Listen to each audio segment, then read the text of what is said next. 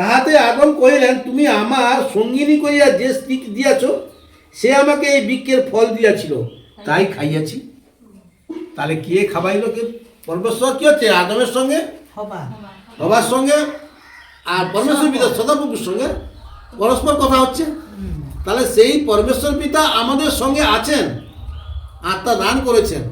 তাহলে আমরা সেই সঠিকভাবে যদি চলতে পারি, তাহলে পরমেশ্বর পিতার সঙ্গে আমরাও কথা বলতে পারবো।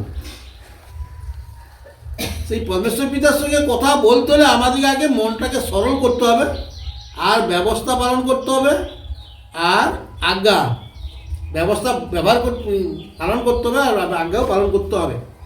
তবে আমরা ঈশ্বরের সঙ্গে কথা বলতে পারবো। আগে কথা বলতো, তারপর থেকে কেউ আমরা এখন কথা বলতে পারি, কিন্তু আমাদের মুখটাতে বাক্য বেরোচ্ছে। বাক্য কার? বাক্য ছিল ঈশ্বর।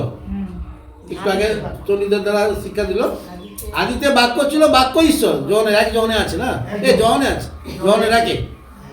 তাহলে বাক্য হইল ঈশ্বর। আগের দিনে ভবিষ্যৎবাণী হতো, আগের দিনে ভবিষ্যৎবাণী হতো। কে বলতো? সেই বাক্য কথা বলতো না, ঈশ্বর বলতো। তাহলে সেই বাক্য ঈশ্বরের কাছে ছিল, আর সেই বাক্য এখন কাদের মধ্যে আসছে? আমাদের মুখ থেকে বেরোচ্ছে। তাহলে আমরা সেই ঈশ্বরের লোক। তো আমরা যেন সেই ঈশ্বরকে যেন সর্বদা আমরা কেউ না অপমান করি, ঈশ্বরকে সর্বদা যেন সম্মান করতে পারি। কেন? আমরা ঈশ্বরের সন্তান। সেই ঈশ্বর যেন কোনো কারণে যেন অপমানিত না হয়, নিন্দা না হয়, ঘৃণিত না হয়।